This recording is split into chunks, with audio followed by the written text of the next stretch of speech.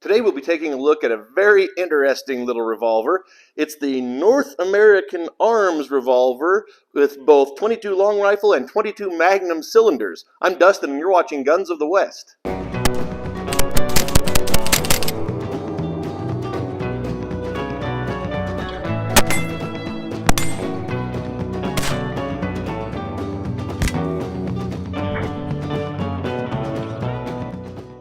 Well, here's a close-up look, and it's obviously a very small revolver.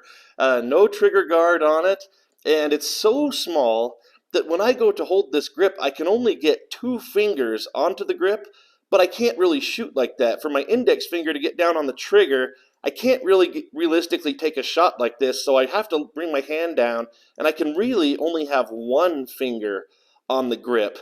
And this is why I don't like to shoot 22 Magnums in one of these revolvers. I've done it in the past. I'm not going to do it today because what happens with this very compromised grip that I have, no matter how good of a grip I think I might have on there, what happens is the recoil happens and the gun ends up in this position after every shot. It's borderline unsafe. So if you're going to shoot Magnums in one of these North American Arms revolvers, I would strongly recommend getting one of the models that has a much larger grip, preferably one of their more rubberized type grips. I prefer only to shoot 22 long rifle in these, and so that's what I'll be doing in this video, and that is the cylinder that's in it now. But let me go ahead and show you how to switch cylinders. This pin right here has a spring-loaded button on the end of it, and if I press that button in, I can then easily pull that base pin out. Then I'll just pull the hammer. It doesn't stick on a half-cocked position, but I pull it back just a little, that cylinder will fall right out. Then I can take the Magnum cylinder. It'll just go in, basically, put it forward, how about? Go in just in the opposite step that other one came out. Then I'll put the pin back in, and I was pushing the spring-loaded button to get it in there, and now it's functional with the other cylinder in it. So that would be for 22 Magnums, but again, I'm not going to use that.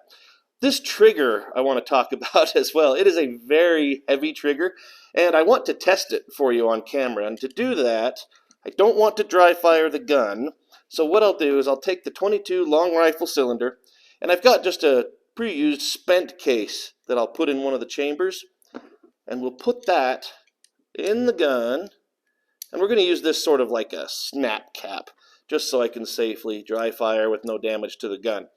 Now, I've got it a little too far. Let's bring that around. So there's my spent case. So now, if I pull that back, the hammer's ready to fall on the spent case. Now, I've got the Wheeler trigger gauge here, and the trigger's so small, it won't even go on normally. So I have to turn it this way, and let's go ahead and just take a reading of that trigger pull weight.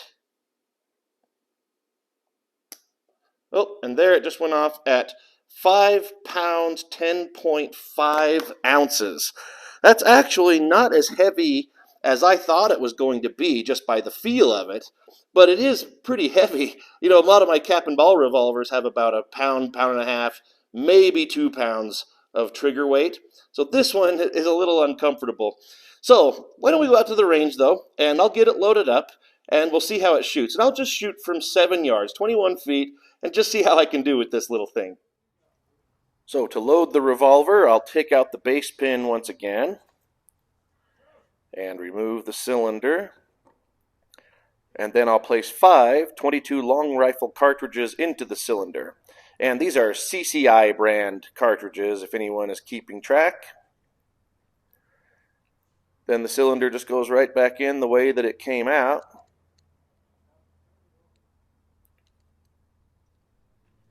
Put the base pin back in place.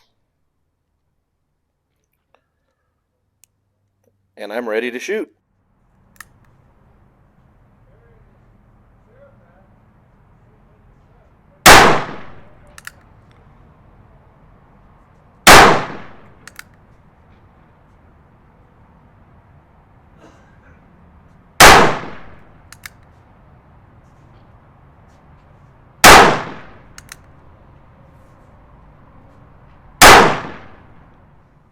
Unloading the gun is pretty simple. Once the base pin and cylinder have been removed, the base pin itself can actually be used as the ejector rod. Well, I guess it's time now to take a look at the target. And if you've watched my channel, hopefully you understand this is not my finest shooting. And at first I was really all over the place. I was trying to line up the top of the front sight with the top of that mostly non-existent rear sight like I would normally with a handgun. I was hitting off the paper, I was hitting down here, and I noticed that trigger's so stiff, and with just my index finger barely being able to get on it and one little finger on the grip, I was even noticing that as I pulled against that heavy pull, I was getting a bit of a tremor. So I'm really all over the place here. I did some more shooting off camera and eventually figured out to point my or to lift my front sight quite a bit higher than I was, and then I started to get them somewhat together, but it's going to take a lot more getting used to shooting this little North American Arms revolver. And I know some of you probably already have. In fact, I posted on Facebook I was doing this video, and one commenter said he's now at 20 feet able to hit a Coke can consistently, and I have to say from my experience with it now, that's pretty impressive. Maybe I'll get there. But anyway, I hope you enjoyed this look today at the North American Arms revolver in 22 long rifle with the 22 Magnum cylinder, although I didn't shoot it in 22 Magnum. Please don't forget to click that like button down below and subscribe to the channel so you can see more videos. And if you look in the description, you'll not only see where to find me on social media, but also where to find great Guns of the West products. Thank you so much for watching.